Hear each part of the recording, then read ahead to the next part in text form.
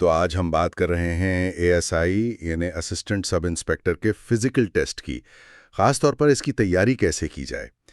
ہمارے پاس ایک معلوماتی ذریعہ ہے جو 2025 کی بھرتی کے لیے ایک پورا منصوبہ بتا رہا ہے، اور یہ ٹیسٹ سچ پوچھیں تو آسان نہیں ہوتا۔ خاص طور پہ یہ جو دوڑ ہے، مردوں کے لیے 1600 میٹر 8 منٹ میں اور خواتین کے لیے 1000 میٹر۔ ذریعہ بھی یہی کہتا ہے کہ بھائی تیاری نہ ہو تو بہت لوگ شروع میں ہی ہمت ہار جاتے ہیں۔ تو کیا یہ جو 15 دن کا پلان ہے یہ واقعی کام کرتا ہے؟ جی بالکل۔ دیکھیے، تیاری تو شرط ہے، اس کے بغیر تو مشکل ہے۔ یہ جو مواد ہے یہ ایک منظم 15 روزہ پلان دیتا تو ہے اور قابل عمل بھی لگتا ہے، لیکن یہ سمجھنا اہم ہے کہ یہ ایک کم از کم معیار تک پہنچنے کے لیے ہے۔ مطلب یہ نہیں کہ آپ بالکل صفر سے شروع کر کے ایتھلیٹ بن جائیں گے۔ صحیح۔ اس کی بنیاد یہ ہے کہ آہستہ آہستہ بہتری لائی جائے، جو کہ آپ جانتی ہیں جسمانی صلاحیت بڑھانے کا آزمودہ طریقہ ہے۔ ٹھیک ہے، تو آتے ہیں اس منصوبے کی تفصیل میں۔ دوڑ، اس کی شروعات کیسے ہو؟ مطلب بس بھاگنا شروع کر دیں؟ یہ تو نہیں ہو سکتا نا؟ نہیں، بالکل نہیں۔ اس میں ایک طریقہ بتایا گیا ہے۔ وہ کہتے ہیں روزانہ صبح پہلے واک کریں آرام سے، پھر آہستہ آہستہ دوڑ کا فاصلہ بڑھائیں۔ اچھا۔ جی، جیسے پہلے دن صرف 400 میٹر، پھر اگلے 2 دن میں آپ کہہ لیں 800 میٹر، پھر 1200 میٹر تک۔ 5ویں دن جا کر خود کو ٹیسٹ کریں پورے 1600 میٹر پر۔ اور رفتار کے لیے نا، اس میں وقفے سے دوڑنے یعنی انٹرول رننگ کا مشورہ ہے۔ جیسے 1 منٹ تیز بھاگیں، پھر 30 سیکنڈ آرام۔ یہ بہت مفید ہے، خاص طور پر آخری چکروں میں جب رفتار چاہیے ہوتی ہے۔ یہ تو دلچسپ بات ہے۔ اچھا، یہ تو ہوئی دوڑ، لیکن اکثر لوگ نا صرف دوڑ پر ہی دھیان دیتے ہیں۔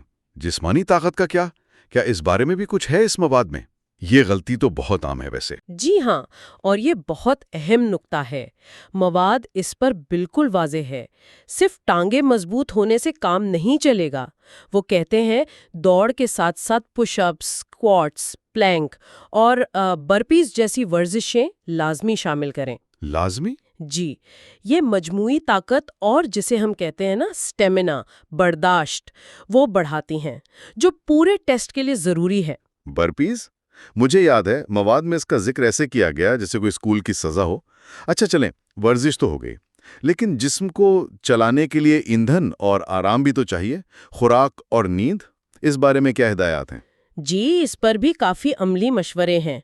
زور اس بات پر ہے کہ ہلکی متوازن غذا لیں، مطلب بہت زیادہ مرچ، مسالے یا بھاری چیزیں نہیں۔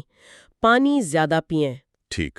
ساتھ میں جوس، دودھ، یہ چیزیں اچھی ہیں، لیکن تلی ہوئی چکنائی والی چیزیں ان سے بالکل پرہیز۔ وہ ہضم ہونے میں وقت لیتی ہیں اور سستی کرتی ہیں۔ اور نیند؟ اور سب سے اہم، کم از کم 7 گھنٹے کی نیند، پرسکون نیند۔ مواد صاف کہتا ہے کہ پٹھوں کی جو مرمت ہوتی ہے نا، وہ نیند میں ہی ہوتی ہے۔ اس کے بغیر اگلے دن کی ٹریننگ بیکار ہے۔ صحیح بات ہے۔ اچھا، یہ سب کر تو لیا، لیکن پتہ کیسے چلے گا کہ کچھ فرق پڑ رہا ہے یا نہیں؟ اپنی پروگریس یعنی پیش رفت کو جانچنے کا کوئی طریقہ بتایا ہے؟ جی بالکل، مستقل جائزہ لینا یہ بہت ضروری ہے۔ وہ تجویز کرتے ہیں کہ ہر تیسرے دن اپنی 1600 میٹر دوڑ کا وقت نوٹ کریں۔ ہر تیسرے دن؟ جی، چاہے اسٹاپ واچ سے کریں یا آج کل تو موبائل میں ایپس ہوتی ہیں۔ اس سے نہ صرف یہ پتہ چلے گا کہ آپ کہاں کھڑے ہیں، بلکہ جب وقت بہتر ہوتا نظر آئے گا تو حوصلہ بھی بڑھے گا۔ تو خلاصہ یہ ہوا کہ ایک پورا منصوبہ ہے، آہستہ آہستہ دوڑ بڑھانا، ساتھ میں طاقت کی ورزشیں، صحیح خوراک، پوری نیند، اور پھر اپنی کارکردگی کو دیکھتے رہنا۔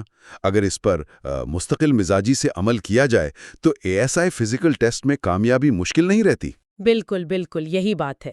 اور میں تو یہ کہوں گی کہ یہ صرف ٹیسٹ پاس کرنے کی بات نہیں ہے۔ اس تیاری میں جو نظم و ضبط آتا ہے نا، مستقل مزاجی، خود پر قابو پانا، یہ چیزیں خود ایک بہت بڑی کامیابی ہیں، اور یہی خوبیاں تو آگے جا کر ASI کے طور پر کام کرنے میں اور زندگی میں بھی بہت کام آتی ہیں۔ یہ واقعی آپ نے بہت اہم نکتہ اٹھایا ہے۔ سننے والوں کے لیے بھی یہ سوچنے کی بات ہے کہ یہ جو نظم و ضبط اس تیاری سے ملتا ہے، اسے زندگی کے اور کن پہلوؤں میں استعمال کر کے وہ بہتری لا سکتے ہیں۔